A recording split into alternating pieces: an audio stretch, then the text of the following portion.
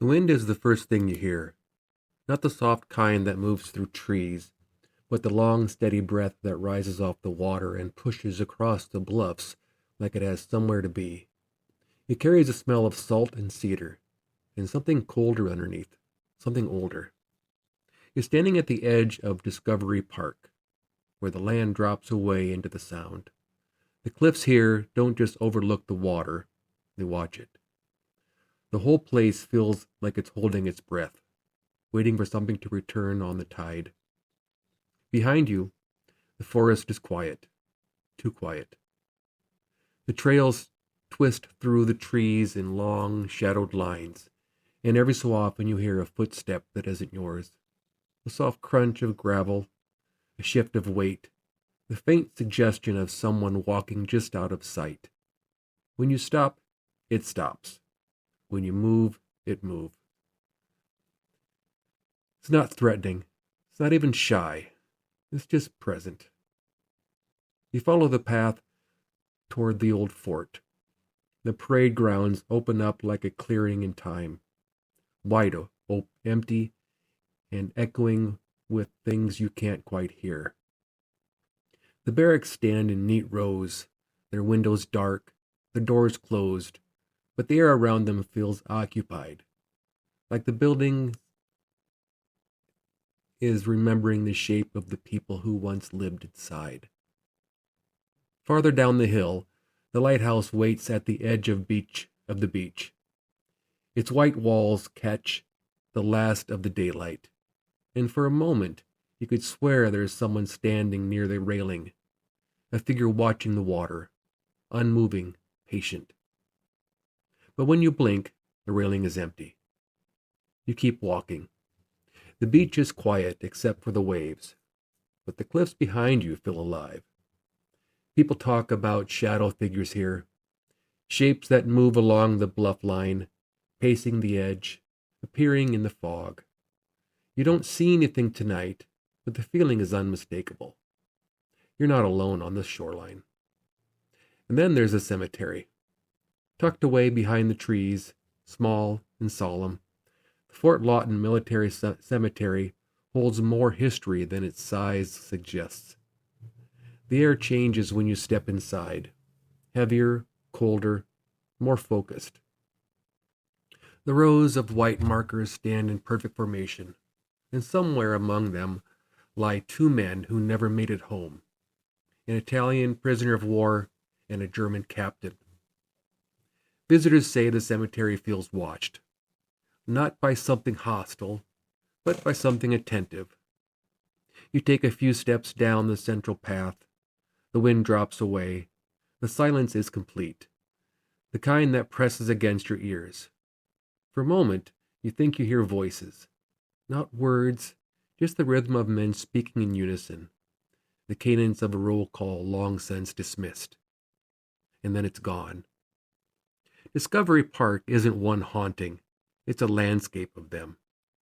A place where military history, Indigenous history, natural isolation, and human memory overlap so tightly that the boundaries blur.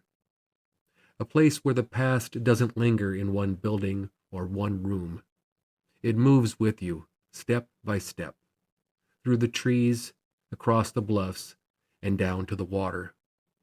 Tonight we're walking through one of Seattle's most layered, most haunted, and most quietly powerful places, a park that remembers everything. Long before it was a park, long before the Army built its first barracks on the Magnolia Bluffs, this land belonged to the Duwamish and other coastal Salish peoples. For thousands of years, the shoreline, the forests, and the high cliffs overlooking the Sound were part of a living cultural landscape, a place of gathering, fishing, travel, and memory. That's the first layer, and it never left. The second layer arrived in 1900, when the United States Army established Fort Lawton. At the time, Seattle was growing fast, and the military wanted a strategic coastal defense site overlooking Puget Sound. The bluffs of Magnolia were perfect, high ground with a commanding view of the water. Construction began immediately.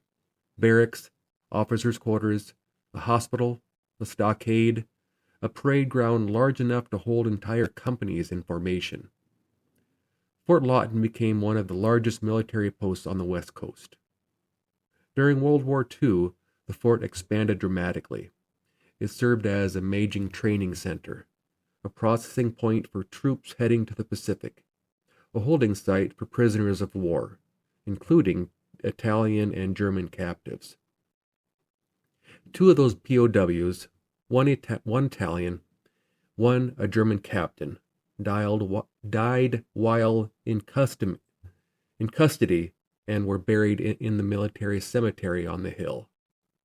Their graves remain there today, quiet and solitary among the rows of American soldiers.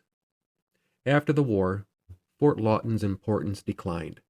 The Army reduced operations, buildings were shuttered, and the fort slowly emptied out. By the late 1960s, the land was no longer needed for military defense. And that's when the third layer began.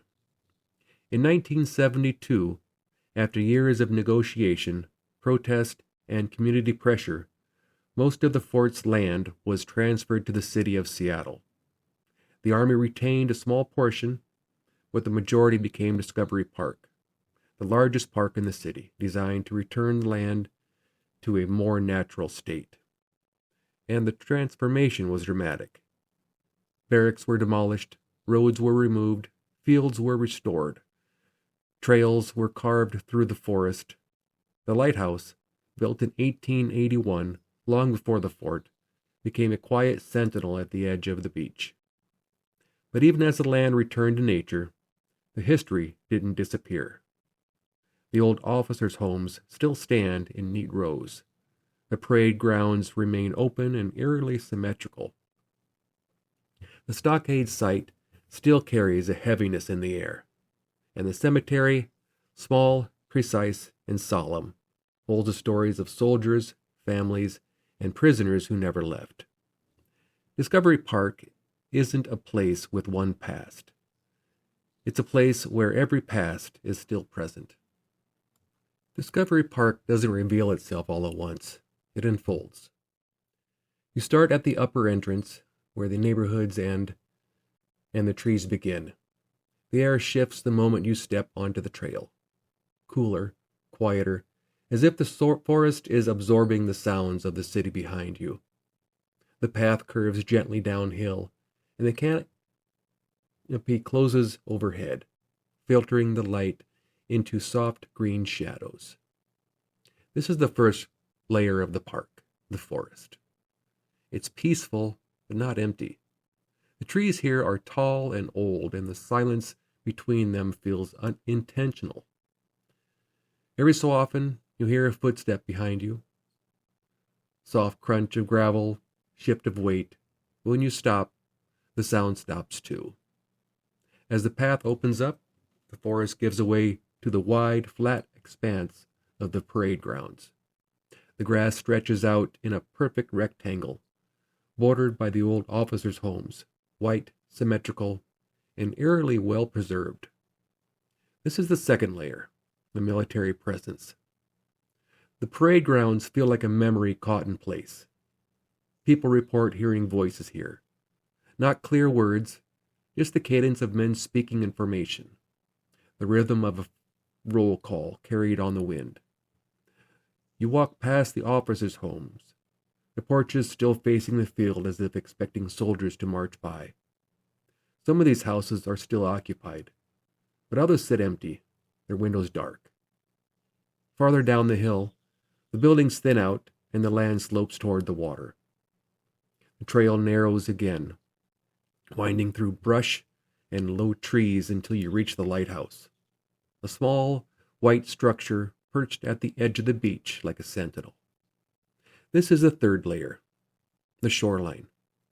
People talk about seeing a figure standing near the railing, a silhouette watching the water, unmoving, patient. When you look again, the railing is empty. The beach stretches out in both directions, quiet except for the waves. The cliffs rise behind you, steep and imposing. and the wind carries the sound of footsteps that don't always match your own.